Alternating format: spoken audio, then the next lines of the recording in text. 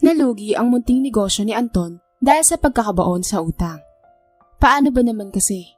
Nagkasakit ang kanyang ama at nagpapabalik-balik pa ito sa ospital. Kaya't yung munting sari-sari store niya ay tuluyang naubos at di nagtagal ay nagsara na ito. Ngayon, gumagawa na lang ng paraan si Anton para makadilihensya ng pampagamot ng kanyang ama. At ito ay tagapitas ng kamatis sa taniman ni Mang Rodolfo. Nagmamayari kasi ito ng hekta-hektaryang lupain sa kanilang lugar at may sariling pwesto pa ito sa palengke. Kumikita rito si Anton ng 300 araw-araw. Kahit dalawa na lang silang magkasama sa buhay ng kanyang ama, kulang na kulang pa rin iyon para sa kanilang dalawa. Ngunit gayon pa man, kailangan niyang magtiis dahil wala namang tatanggap sa kanya kahit ano pang kumpanya ang pasukin niya. Dahil ang totoo ay wala siyang pinag-aralan. Ni kinder at grade 1 ay hindi siya nakatuntong. Samantalang 30 anyos na siya ngayon. Dahil dito ay nagsisikap na lamang siya para matustusan ng ama pati na rin ng sarili. Silang dalawa na lamang ang magkasama dahil ang kanyang ina ay may bago ng pamilya. Wala pa siyang balak na mag-asawa dahil gusto niya na mag-focus muna sa amang may sakit. Meron kasi itong tumor na tumubo sa kanang hita. At dahil wala pa naman siyang pang-surgery, nireresetahan na lamang ito ng doktor para naman kahit papaano mabawasan ang paglaki nito. Kaya nga sa tuwing nauubos na ang gamot na iniinom ng ama, kahit kalabaw ang ginagawa niya upang makadilihensya. Kahit mahirap ang buhay, kagustuhan niya rin na gumaling nga ang ama.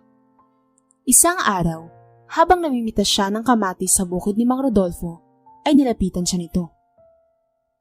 "Kamusta iyo? Pagod ka na ba? Magtanghalian ka muna dun sa loob." Bati at paanyaya nito sa kanya. Dahil nagugutom na rin siya ng sandaling iyon, sinunod niya na lamang ang matandang lalaki at nagpasalamat rito. Hindi niya nga inaasahan na susunod rin ito sa kanya sa loob. Marahil ay hindi pa rin ito nakakakain at sasabay ito sa kanya. Tama nga ang hinala niya, dahil pagdating niya sa kusina, magiging kasalo pala niya ang pamilya nito. Kaya naman nakaramdam siya ng hiya dahil unang beses lang na mangyayari iyon. Kaya bago siya maupo sa silya, binati niya ng buong giliw ang mga anak nito. At sabi ng isa roon ay kumain na raw siya. Maya-maya pa, may nabanggit si Mang Rodolfo sa kanya. "Gusto mo ba iyon ng regular na trabaho?" Dahil dito, napahinto sa pagsubo ng pagkain si Anton. Oo naman po. Sino ba naman pong tatanggi, lalo na't kailangan po ni Papa ng gamot?" Tugon niya rito. "Kung ganun, ay may papagawa ko sa'yo. Tamang-tama dahil napapabayaan ko na rin yun. Mag-usap tayo mamaya iho pagkatapos natin kumain." Tugon ni Mang Rodolfo. Biglang na-excite si Anton. Paano ba naman kasi? Ipapasa mamaya pa nito ang sasabihin sa kanya. Kaya't ang tanong niya sa kanyang sarili, ano kayang klaseng trabaho ang i-offer nito sa kanya? Matapos nilang kumain, ay pinatawag siya nito sa likod ng bahay. At dito niya lang nalaman na may mga pond pala roon. At ang mga nakalagay roon ay crayfish. Ang sabi sa kanya ni Mang Rodolfo, siya raw ang magpakain nito at babayaran siya nito araw-araw ng 500 pesos. Kaya naman pumayag na lamang siya kesa naman sa walang pagkakakitaan. Saka, malaki-laki na rin ito para sa kanya. Sapat na para sa pagkain at sa pambili ng gamot ng kanyang ama. Kaya naman magmula nito, araw-araw nang nagpapakain ng crayfish si Anton. Inaagahan pa nga niya ang pagpasok, matuwa lang sa kanya ang amo. Isang araw, dumating ang di inaasahang pagkakataon. Dumating ang kanyang ama na kumikirot ang bukol nito. Abot langit ang pag-inda nito. Kaya naman isinugod niya ito sa ospital. Hanggang sa magimbal siya sa kanyang natuklasan. Kailangan na raw operahan ng ama sa lalo't madaling panahon para hindi ito maputulan ng paa. At sa kadahilan ng wala siyang pera, nangutang na lamang muna siya kay Mang Rodolfo. Mabuti na lamang ay binigyan siya nito na siyang magsasalba sa isang paa ng ama. Isang linggo ang itinagal nila sa ospital at sa wakas ay nakauwi na rin sila. Kaya naman tuwang-tuwa si Anton dahil sa wakas ay magaling na rin ng ama niya. Natanggal na ang malaking buhol nito at wala na siyang aalalahanin pa. Magmula nito, nagtatrabaho na lamang siya para sa pang-araw-araw nilang pagkain. Wala na siyang ibang inaalala. Pero sadyang naging madaya sa kanya ang pagkakataon. Paano ba naman kasi? Siya naman ang nagkasakit. Nagkaroon siya ng oral cancer at na-diagnose siya nito nang magpatingin sa doktor. Nakuha niya ito dahil palagi siyang naninigarilyo habang nagtatrabaho. Napupunan niya na higit 2 buwan nang hindi gumagaling ang sugat sa loob ng kanyang bibig at hindi man lang ito lumiliit. Kaya't sa tuwing siya'y mag-isa sa kwarto, ay iyak siya ng iyak. Nangangamba siya na baka hindi na magtagal ang kanyang buhay. Pero sa kabila ng kanyang sobrang takot, hindi niya ito nabanggit sa ama. Baka kasi labis lang itong mag-alala sa kanya. Sa kabila ng kanyang kalagayan, ay nagpatuloy pa rin siya sa kanyang trabaho. Pero dahil sa pagpupumilit niya, kahit siya ay may karamdaman, napansin ni Mang Roberto na tila nang hihina siya. Kaya naman dito siya kinumpronta ng matandang lalaki. Magtapat ka nga, iho. Ikaw ba'y may tinatagong sakit? Papansin ko yung paghapo mo sa araw-araw eh. Konting galaw lang ay hihingal ka na. Tanong nito sa kanya. Gusto sana niyang itago ang tunay niyang sitwasyon, kaya nga lang ay napapansin na rin pala ito ng kanyang amo, kaya't minarapat niya na lamang na aminin. Mang Roberto, ano po kasi? Gusto ko lang na malaman niyo na meron akong cancer sa bibig kaya ako nagkakaganito. Kailan pa ba yan, iho? Bakit hindi mo agad sinasabi sa akin? Tanong pa nito sa kanya. Kaya't nabanggit niya kung gaano na ito katagal. Mga 2 buwan na po, boss. Nagsimula ito nung nagkasugat po ang bibig ko. At habang tumatagal, palaki po siya ng palaki at patindi rin po ng patindi ang pagkirot. Sambit pa niya rito. Kaya naman hinikayat siya ni Mang Roberto na magpagamot bago magtrabaho. Nang sabihin niya na wala siyang pera, ang sagot nito ay kanya na lamang daw ang gastos. Kaya tuwang-tuwa na nagpasalamat si Anton. At dahil sa paghinto niya sa trabaho, ay nalaman na rin ng ama ang pagkakaroon niya ng malalang karamdaman. Ano ba naman yan, anak? Gumaling nga ako, pero ikaw naman yung sumunod na nagkasakit. Bakit ba sa dinami-daming masasamang tao sa mundo, ikaw pa ang magkakasakit ng ganyan? Nagtatrabaho ka lang naman para sa pamilya mo. Mukhang hindi patas sa atin ng mundo, anak. Nag-aalalang wika ng kanyang ama. Kaya naman napailing si Anton. Huwag niyo sasabihin yan, tay. Huwag niyo sisihin ng Diyos kung bakit nagkaroon tayo ng sakit. Pagsubok lang po ito. Dahil ang lahat ng paghihirap ay may ginhawang kapalit sa bandang huli. Gaya nilang nangyayari sa inyo. Gumaling po kayo, hindi po ba? Kaya naman napasapo na lang sa ulo ang kanyang ama. Maya-maya pa ay napabuntong hininga ito habang nagsasabing, pasensya na anak, lalong-lalo na sa Diyos.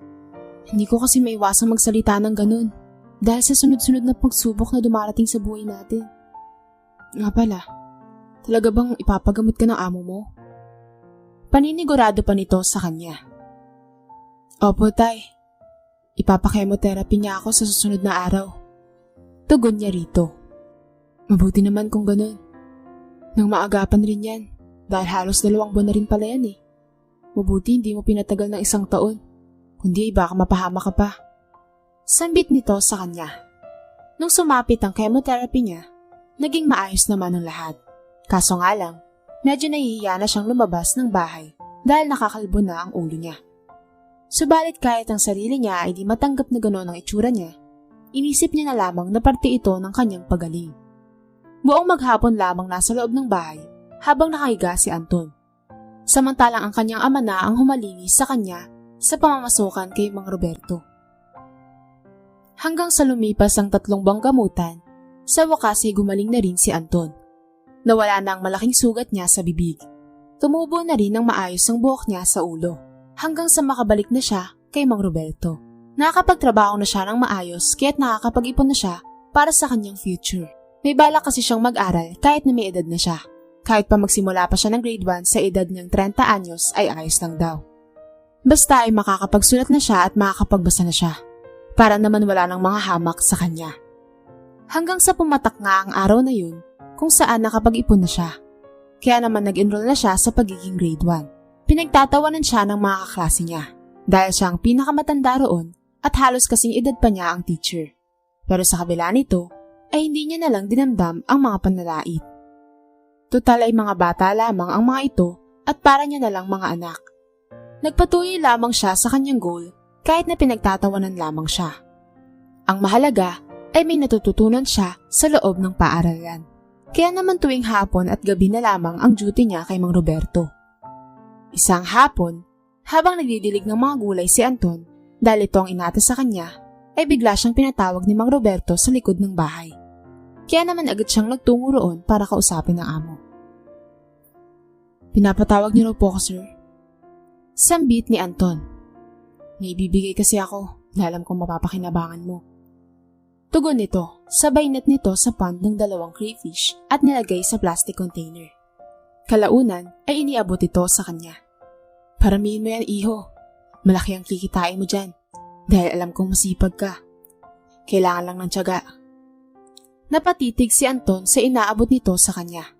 Napaisip siya dahil wala naman silang aquarium na mapaglalagyan nito. Pero bigla siyang may naalala kaya't inabot niya ito. Maraming salamat po, Mang Roberto.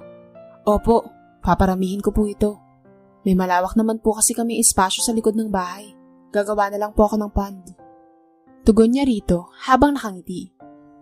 At kapag nakarami ka na, ibenta mo yan sa mga may restaurant. Tsak na marami ang bibili. Dahil yan pa naman ang paboritong kain ng mga customer. Kaya good luck sa pagpaparami at isa puso mo lang ang iyong ginagawa. Dahil dito ay napangiti si Anton at muling nagpasalamat sa matandang lalaki. Kaya't mula nito ay gumawa na siya ng pond para sa pagpaparami ng crayfish. Pansamantala niya munang inilagay sa container habang ginagawa niya ang pond. Nang matapos na ay sa kanya na lang ito inilagay. Mabuti na lang, meron siyang budget pambili ng air pump kaya't mas nakakahinga ng mainam ang mga crayfish niya. Nilagyan niya lang ng trapal para hindi gaanong mainitan at kung uulan man ay hindi aapaw ang tubig na magiging sanhi ng pagkawala ng kanyang mga alaga. Nagpatuloy lang sa pag-aalaga ng crayfish at pag-aaral si Anton. Hanggang sa lumipas ang 1 taon ay nakarami na siya ng crayfish. Kaya naman kahit pa konti-konti ay nakakabenta na siya. 1 piraso nito ay 500. Minsan ay meron pang nagpapakiyaw sa kanya. Pero tinitira niya ang magkapares para meron pa siya na mabibreed. Kaya nga lang, sa kabila ng unti-unting pagtagumpay ni Anton sa buhay, dumarating talaga ang isang pagsubok na susukat sa kanyang katatagan para magpatuloy sa pag-aaral. Paano ba naman kasi? Pati teacher niya ay binubuli na siya. Nangyari ito nang minsan siyang malate sa klase. Bilang parusa ay pinasayaw siya sa harapan. At ang mas matindi pa nito ay pinalinisan nito ang maruming sapatos sa kanya gamit ang pinahubad niyang polo. Kaya naman nagtawanan ang mga batang kaklase niya. Dito niya na napagtanto na nakakaranas na siya ng diskriminasyon. Nalate lang naman siya dahil maraming pinagawa sa kanya si Mang Roberto. Kaya't sa araw na iyon na pinahiya siya, dito niya na inilabas ang sama ng loob niya na kinimkim niya magmula ng first day pa lamang niya sa klase. Sir, walang galang na po. Teacher kayo. Dapat ang disiplina ay nanggagaling mismo sa'yo. Pero ang lumalabas kayo pa yung pasimuno eh. Unang araw ko pa lang sa eskwelahan na to, ganyan yung trato niyo sa akin. Ginagawa mo ang katatawanan sa mga bata. Hindi na to tama. Saka ngayon lang naman ako na late. Dapat idinaan niyo na lang ako sa tamang pakiusap. Dahil sa kanyang sinabi, ay natawa ang guro na ito. At sumasagot-sagot pa itong matandang grade 1 na to? Matanda ka na. Bakit ko pa idadaan sa pakiusap? At sino ka ba? Mataas na tao? Magsasaka ka lang naman eh. Dahil sa pagsagot-sagot mo, ibabagsak kita. Umupo ka na nga ron. Utos pa nito sa kanya, habang siya ay dinuduro-duro. Pero sa halip na maupo si Anton, bigla niyang sinunggaban ng teacher at kwinelyuhan ito. Hindi porkit teacher kita, lalait-laitin mo na yung estudyante mong wala namang ginagawang masama. Paano na lang kung makahanap ka ng katapat, di ba? Gaya ko. Tutuloy nilulubos-lubos mo naman ang panghamak sa akin dahil ibabagsak mo pa ako. Lulubos-lubosin ko na rin ang gagawin ko sa'yo. Gusto mo bang makatikim, ha? Sambit ni Anton, sabay tula kay Sir Miguel. At pagkatapos nito, ay kanya itong sinuntok ng malakas sa muka, kaya napabulagta ito sa sahig. Alam ni Anton na malaking kapangasan ang ginawa niya, dahil guro ang nakaaway niya. Dahil dito, ay dali-dali niyang dinampot ang uniforme niya na pinanglinis niya kanina sa sapatos nito. At dali-dali na siyang lumabas sa silid-aralan. Noong magtangka siyang lumabas ng gate sa eskwelahan na yon, hinarang siya ng gwardya. Pero mabilis niya itong tinadyakan at nang matumba ay agad na siyang lumabas. Nagtuloy-tuloy siya sa paglalakad. At nang mapansin ng kanyang ama na parang hindi magandang ayos niya, ay nausisa siya nito. Oh, anak, hindi pa naman tapos yung klase mo ah. Bakit ang aga mo yatang umuwi? Teka, bakit nakasando ka lang at ang dumi-dumi ng polo mo? Saan ka ba nahulog anak? Tanong nito sa kanya. Napailing na lamang si Anton habang nagsasabing, hindi po ako nahulog sa kung saan pa. Kanina, Nung na-late lang ako sa klase ay pinarusahan ako ng teacher ko. Pinagsayaw sa harapan ng mga bata at ipinapupunas pa ang uniforme ko sa sapatos niya. Doon ko napagtanto bigla na nagmamalabis na siya sa pagiging teacher niya. Kaya nasagot ko po siya. At dahil sa sinabi ko, ay nagbanta pa siya na ibabagsak ako. At doon ako nawalan ng kontrol. Nasuntok ko po yung teacher ko na yun. Kaya't napagpasyahan ko na lang na tumakas. Kwento ni Anton. At dahil sa narinig, bigla tuloy nagkaroon ng problema si Mang Restituto. Ano ba yung pinasok mo, anak? Napakalaking gulo ng ginawa mo. Baka pinaghahanap ka na ng mga pulis. Tiyak na nagsumbong na yun. Sumuko ka na lang. Dapat kasi dinagdagan mo na lang yung pasensya mo sa mga ganong klaseng tao eh. Nang sa ganun ay wala kang malalabag na batas. Payo sa kanya ng ama. Huwag kayong mag-alala pa. Susuko ako kapag dumating ang mga pulis. Kung kakasuhan man ako ng teacher na yun, ipapaliwanag ko na lang sa presinto. Tugon ni Anton. Kaya naman napabuntong hininga na lamang ang kanyang ama. Makaraan ng ilang sandali, dumating na nga ang kanilang hinihintay. Agad na dinakip ng mga pulis si Anton at matiwasay naman siyang sumama. Ipinaliwanag niya ang rason niya sa mga kapulisan, pero hindi iyon pinakinggan dahil ayon sa mga ito, grabe raw yung ginawa niyang iskandalo. Nanakit siya ng isang guro at nakita pa yun ng mga bata. At pati ba naman yung gwardya ay sinaktan niya rin. Kaya naman naging patong-patong na ang kanyang kaso. At dahil wala siyang pangpiyansa ay nakulong siya sa bilangguan. Kaya naman sising-sisi siya kung bakit pa kasi pinatulan niya ang teacher na yun. Pero wala na siyang magagawa dahil sa ito'y nangyari na. Kaya ang ginawa niya na lamang ay tinanggap niya ang naging kaparusahan. Nakulong siya ng ilang buwan. Mabuti na lamang ay naawa sa kanya si Mang Roberto. Nagpiyansa ito ng malaki-laki kaya naman nakalaya na siya. Ito na rin ang nagpaaral sa kanya at ipinag-enroll siya sa ibang paaralan upang hindi na siya paginitan pa ng kaaway niyang teacher. Maraming salamat po, Mang Roberto. Kung hindi dahil sa inyo, nakakulong pa rin ako sa selda. At baka mamatay na ako sa kulungan dahil sobrang init po dun at maraming matatapang nakakosa ko ron. Ilang beses na nga po akong napaaway rin eh. Ayaw ko namang magpabuli dahil kapag ginawa ko yun, hindi sila titigil sa paghahamak sa akin. Sambit ni Anton habang nilalagyan ng pataba ang mga kamati sa bukid. Nakabalik na siya sa paninilbihan sa lupain ni Mang Roberto. Wala kang dapat ipagpasalamat sa akin, iho. Kung kanino ka man dapat magpasalamat, ay sa tatay mo. Siya kasi ang nagmakaawa sa akin ay piyansa kita. Kaya naman ginawa ko lang nararapat para sa'yo. Dahil alam ko hindi naman gaanong kalaki ang kasalanan mo eh. Sambit ni Mang Roberto. Nagpasalamat na po ako kay tatay, Mang Roberto. Salamat rin po pala.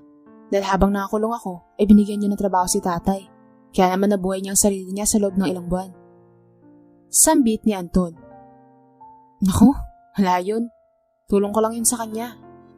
Siya nga pala, kamusta na yung pag-aaral mo sa bagong eskwela na pinapasukan mo? May mga bully pa ba nakaklase o di kay teacher? Tanong ni Mang Roberto sa kanya. Napailing si Anton habang nagsasabi. Sa 2 linggo ko na pagpasok sa school na yun, wala naman po akong naging masamang karanasan. At sa halip ay sinusuportahan ako ng mga bata at guro sa aking pag-aaral. Dahil sa kabila raw ng edad kong ito, ay pinipili ko raw na matuto. Pinapatunayan ko raw na hindi pa huli ang lahat, basta ay porsigido lamang. Dahil sa kabaitan nila, masinisipag po ako lalong magtrabaho. Dahil sa narinig, ay napangiti si Mang Roberto habang nagsasabi. Sabi ko sa'yo eh, maganda yung napili kong eskwelahan para sa'yo. Kaya't masaya ako para sa'yo, iho.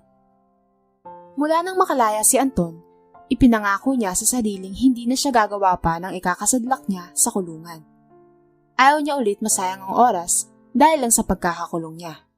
Kaya't nag-focus na lang siya sa kanyang pag-aaral, pagtatrabaho, at sa pagpaparami ng crayfish.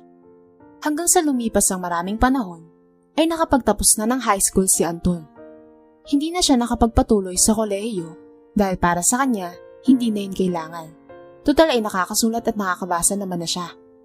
Ayon sa kanya, ang dapat niya lang isabuhay ay ang pagiging madiskarte. At sa mga panahong ito, ay nakapagparami na lang siya ng crayfish. Hindi na siya nagtatrabaho kay Mang Rodolfo. Sa katunayan, ay naka3 pond na siya. Kaya naman marami siyang napagbebentahan na kadalasan ay mga taga-restaurant na pumapakyaw sa kanyang tinda. Kumikita siya ng higit kumulang 300,000 pesos kapag merong pumapakyaw. Dahil dito ay napagawa niya na ang kanilang bahay. At higit sa lahat ay nakakapag-donate pa siya sa DSWD para makatulong sa mga batang inabandona ng mga magulang o di kaya ay malayo sa ama't ina. Dahil dito ay mas lalo pang nagsipag si Anton sa pagpaparami ng crayfish. At katuwang niya narito ang kanyang ama. Kaya naman mas lalo pang lumago ang kanyang farm. At nakabili pa siya ng panibagong lupa upang mapaglagyan pa ng mas maraming crayfish. At dahil sa pagiging abala niya, hindi niya na nakakamusta ang kalagayan ni Mang Rodolfo. Hanggang sa malaman niya na lang ang tunay nitong sitwasyon nang minsang itong lumapit sa kanya. Nagkasakit ng malubha ang anak ko, iho. Naisanla ko ang lupa ko dahil lang ron. Kaya naman wala na akong pinagkakakitaan ngayon. Konti na lang rin ang alaga kong crayfish dahil hindi ko sila naalagaan ng maayos. Dahil maghapon akong nakabantay sa anak ko. Iho, kumakatok ako sa puso mo. Sana'y matulungan mo ako sa pinansyal kong problema. Malungkot na pahayag ng matandang lalaki. Kaya naman biglang nadurog ang puso ni Anton. Yung dating tumutulong sa kanya at sinusuportahan siya sa lahat ng kanyang pangangailangan. Ngayon ay isa na palang mahirap at dumaraan pa sa matinding pagsubok. Kaya naman tinulungan niya ito sa abot ng kanyang makakaya. At dahil daan-daang libo ang kinikita ni Anton, dahil sa pag-aalaga niya ng crayfish, sinabi niya na huhulog-hulugan niya ang lupa para maibalik ito kay Mang Rodolfo at upang makapagsimula itong muli. Malaki ang utang na loob ni Anton sa dating amo. Kaya't hindi niya pinabayaan ang anak nito at kanyang pinagamot. Ilang buwan rin ang naging gamutan pero sa wakas ay gumaling na rin ito. Samantalang si Mang Roberto ay nabawi na rin ang kanyang lupain. At kalaunan ay hindi na pagkakamatis ang pangunahin nitong pinagkakakitaan, kundi ay nag-focus na lamang ito sa pagpaparami rin ng crayfish. At naging kasosyo na niya si Anton. Ginawa niya iyon bilang pasasalamat sa lalaki sa pagtubos ng kanyang lupain. Napakalawak ng lupain ni Mang Roberto. Sino ba namang mag-aakala na gagawin niya lamang itong mga pond ng mga alaga niya at pati ni Anton. Kaya't simula nito ay sila na ang numero 1 na inaangkatan ng mga crayfish sa buong bansa. Kaya naman kumikita na rin sila ng milyon-milyon. At dahil nakakaginhawa na sa buhay si Anton at bilang tulong niya na rin sa kanyang mga kalugar, nagpatayo siya ng libreng eskwelahan at ospital para sa mga kabataan at mamamayan roon.